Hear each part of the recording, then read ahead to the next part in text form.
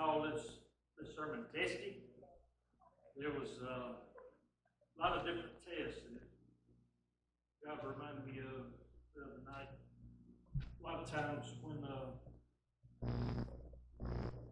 get some quiet time along with God, He'll lay something on my heart and just keep going through it. So to help me remember, I'll text myself. And so my text messages to myself are just full of sermons, basically. Because that's the best way to remember, is writing it down. But I don't carry a pen that much. So anyway, this is out of Psalm 26, verse 2.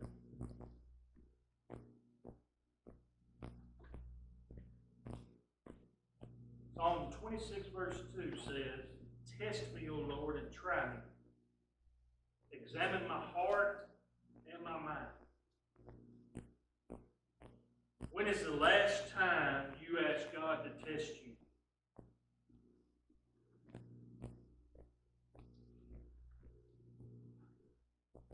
Okay, that may be the problem. We are being tested all the time. And the results of those tests sometimes are not very good. They remind me of tests that we have in school, tests that we have in life. Sometimes we don't like them, but they are tests that we all have to take.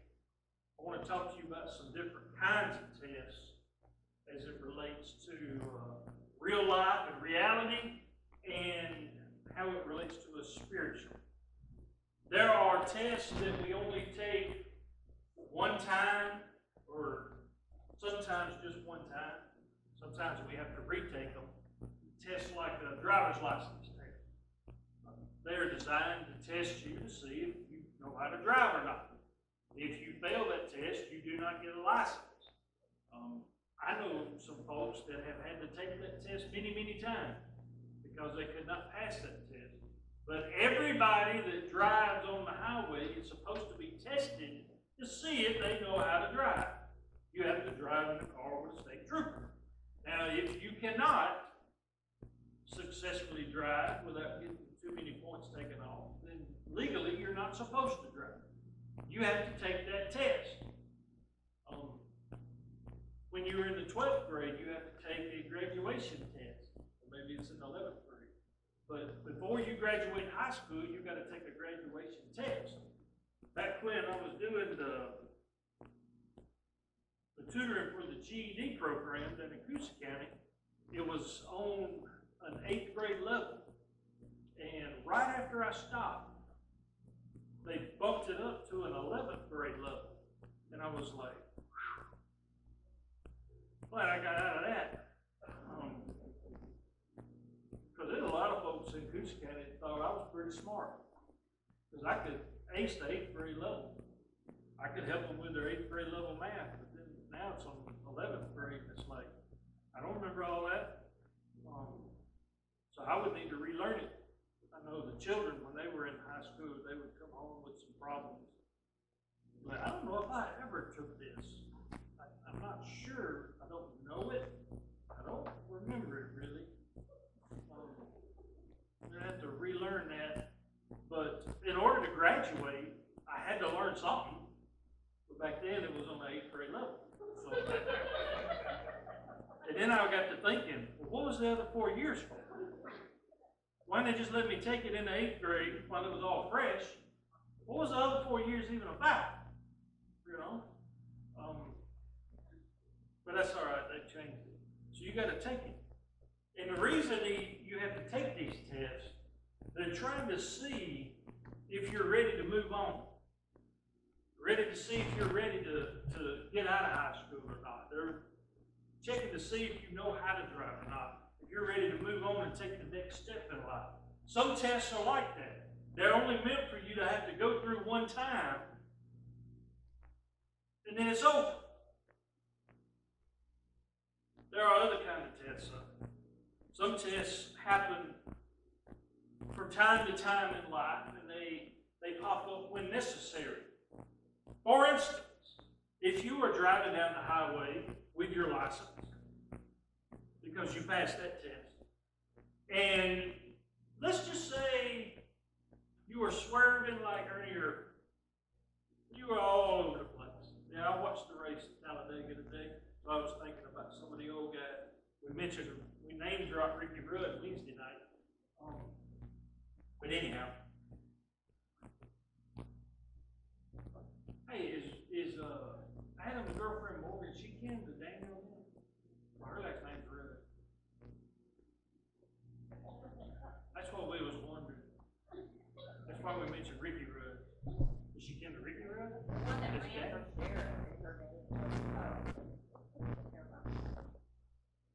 Anyway, you can edit that later. Hey Morgan, if you're watching, you're not kin to Daniel or Ricky. I don't know. But anyway, let me tell you something. Lily drew a mouth on my thumb. It was pretty big. I drew 2 dots right here. And I looked down at it a while ago during the business meeting. I said, I need to lick that off. That's going to be distracting.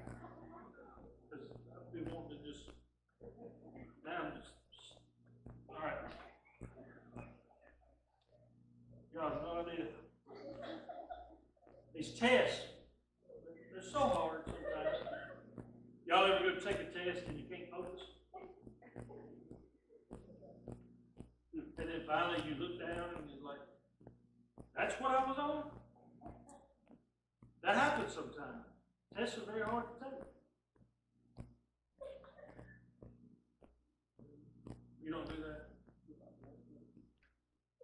Sometimes we look at the test and we're like, why am I taking this? I don't even need to be taking this. For instance, driving down the road swerving, and the state trooper gets behind you and pulls you over. Like say back in the 80s, Brother Liam Wright got behind you and he saw you doing all that. Blue light's coming on. You're on the side of the road, right? Now he's got you taking a test. You standing on one leg, touching your nose. This ain't professional. All that weird kind of stuff. Look at him. I heard about the field sobriety test. I don't know if I could have passed it anyway. Because the balancing was kind of off. And then counting backwards or doing the ABCs backwards and stuff. Like, you probably had to be drunk to do it. But these are tests that they give people. Now you got to blow in the thing and they can tell whether you are drunk or not. That is a DUI test or a sobriety test. Then sometimes they make you, when you go to get a job, you done apply for this job, fill out the application and everything. They're like, yeah, you can come have this job, but we need a urine sample. We're going to do a drug test first. And some people have been like, I was so close. I'm not going to pass this test, so I'm not going to take this test. And they leave. Some people take it, hoping that for divine intervention, they'll pass that test. There's a lot of different tests that come up that you have to take. They're on occasion. Sometimes when you ain't feeling well, you go to the doctor and they give you a flu test. And they see whether or not you have the flu. I don't know if there's a way. Do you pass or fail? I mean, if you fail the flu test, does that mean you don't have it? If you pass it, you do have it? They test you for the flu. I mean, it's not multiple choice, but you know what I mean. They swab or something. I'm just not sure how they categorize that. If you have passed your flu test, that means you don't have it.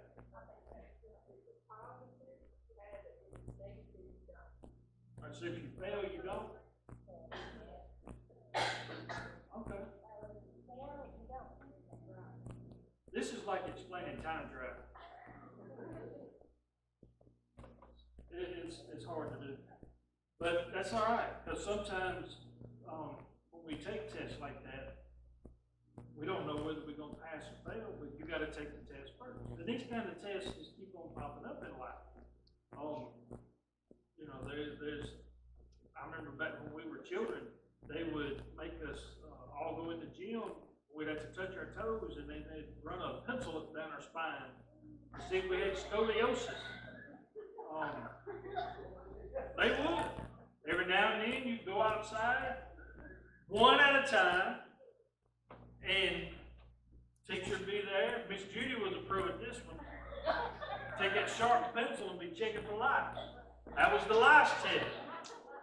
I don't know why they did it one at a time, because whoever had it left.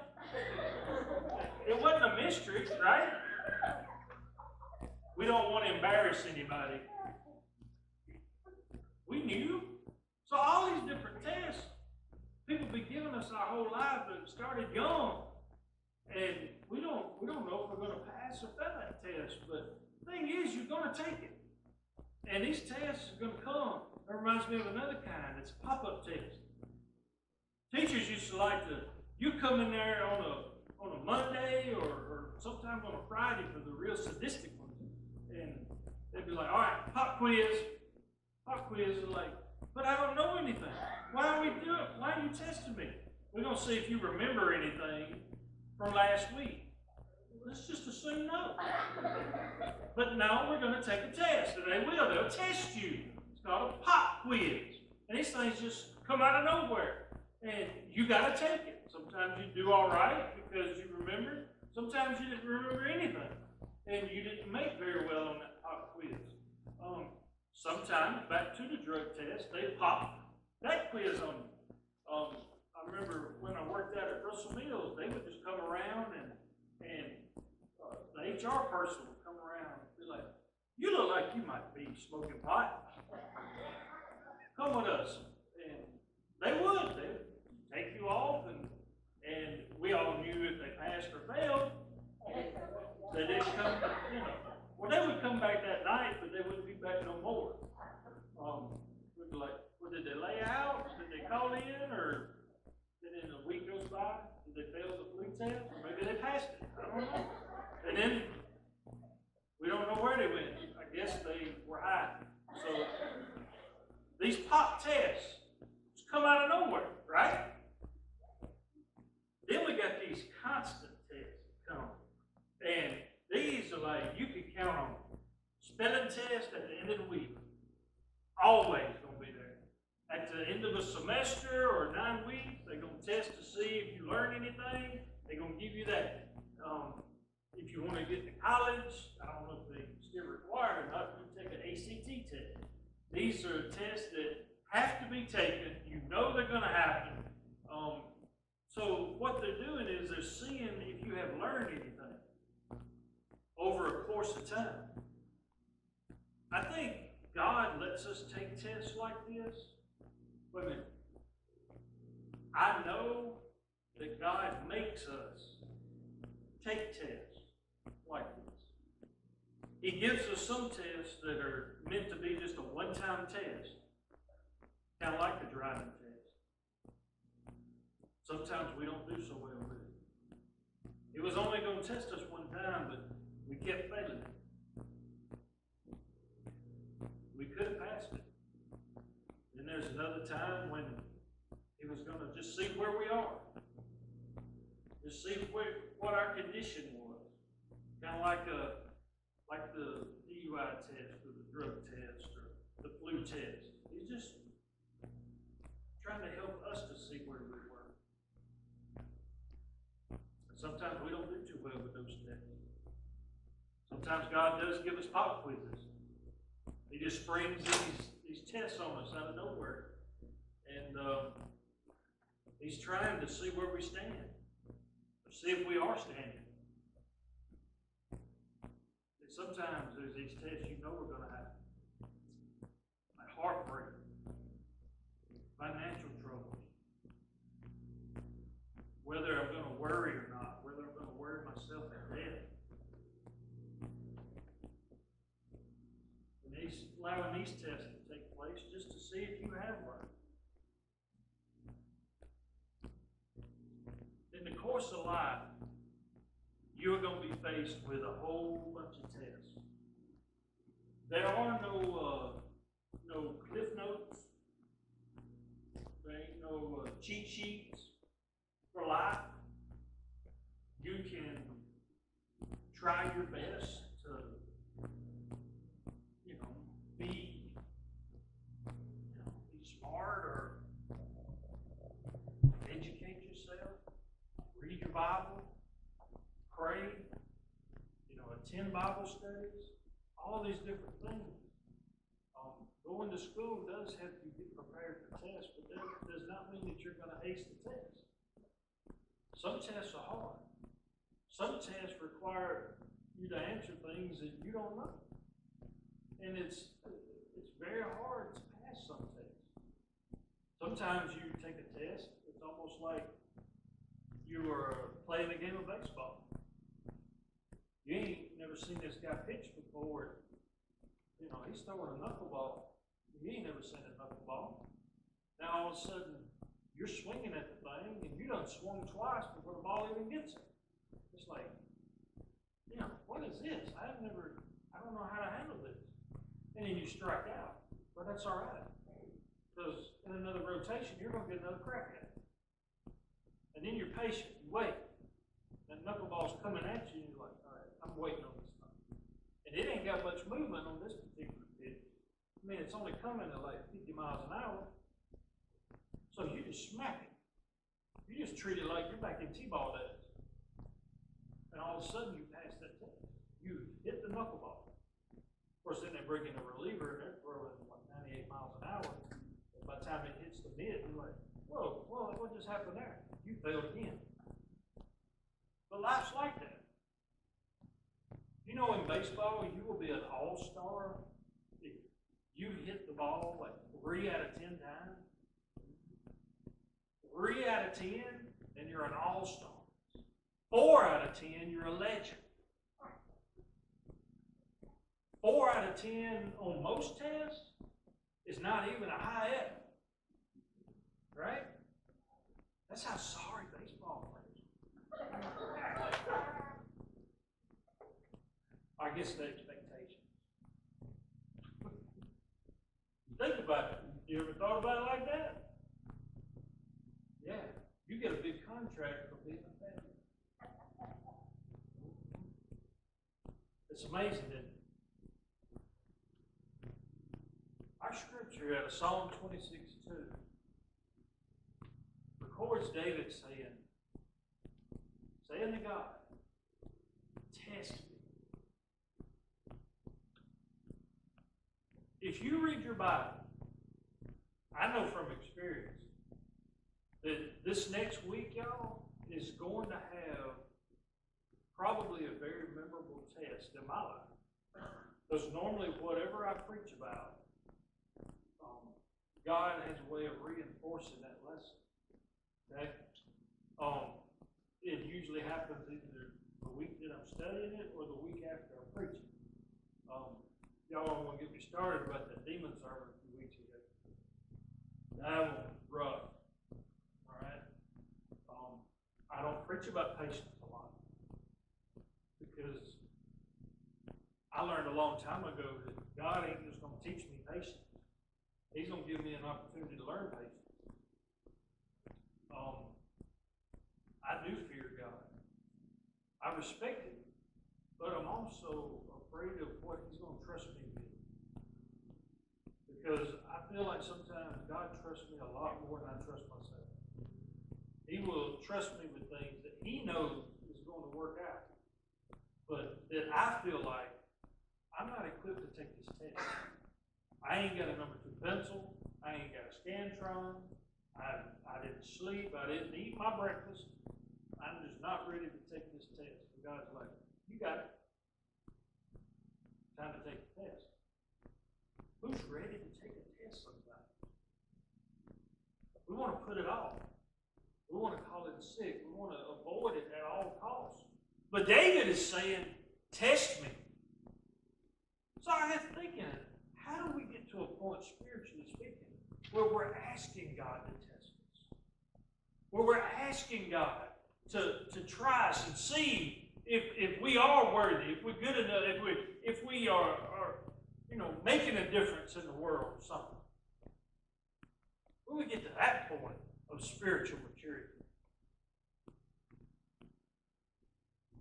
It's key. If you want to be closer to God, then let Him test you. He knows what the results of the test are for every test you're ever going to take. So the testing is not for Him. The answer to the test is for you. You need to see where you stand. You need to see your strength. God is not going to allow you to take a test just to fail the thing and nothing good happen. It's to learn something. So that's what He's going to do. David said, examine my heart and my mind. Test what I feel and what I know. You don't have to be an exceptionally confident person to ask God to do this.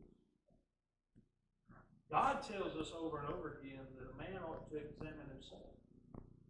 We should already be testing ourselves to see where we stand. We should test ourselves to see if our faith is any count. The moment you start to worry should be a moment that you realize this is a test. But you know, I think the robotic guy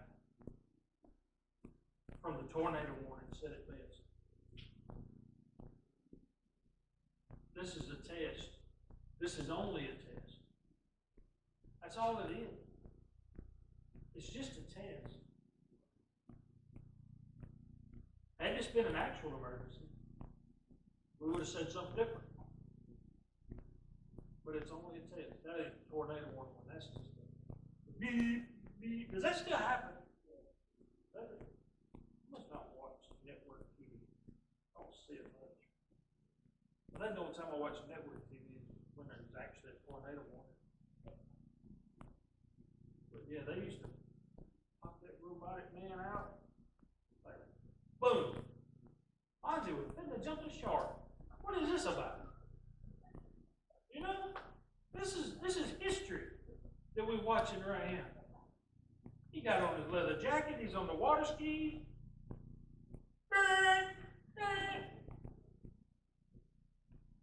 Is this a test? This is the test of the emergency broadcasters. Had this been an actual emergency, it's just a test. Then you look back and everybody's hugging Fonzie like, I guess he made it. And you couldn't just rewind it. You had to wait till the rerun came back on and catch that particular show the next off season, maybe. And them long, hour-long episodes, they never showed them again. I had to wait till TV Land to see some of the old reruns. Let me tell you, I'm going to warn y'all. If y'all click on some of them old shows, I don't know about y'all, but I have watched more episodes of Knight Rider and Miami Vice than I should. I'd be like, look at these people's hair, baby. Look at this. I'm going to watch this for just a minute. Let me just check this out. And all of a sudden, Kip come rolling in. I'm like, that's pretty cool. I don't watch the whole episode. I'm like, man, I like that show. It's a good show. Did you know that Sheena Easton was married to Crockett? I forgot all about that. She was married to Sonny Crockett on Miami Vice for a little while. He went out to L.A. and busted a whole bunch of drug dealers there. Forgot all about it. Like, man, in the 7th grade, I went to prom dressed like Sonny Crockett. I had a teal green shirt and a white-ish canvas suit. Man, Vice. No, I was taken in a Cavalier station wagon.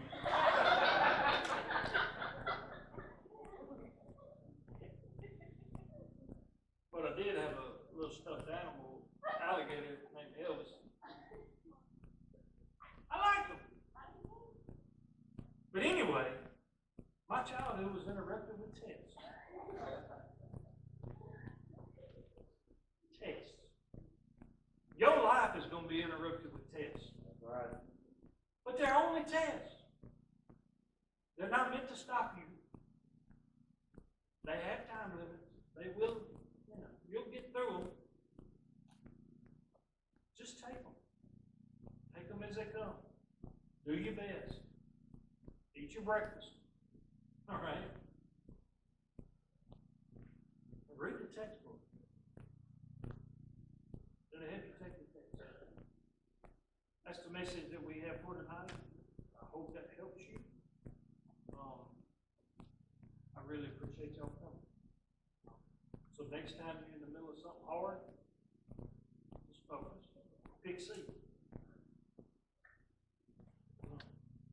If that's not applicable, pause. Unless it's good. I'm still not clear about that.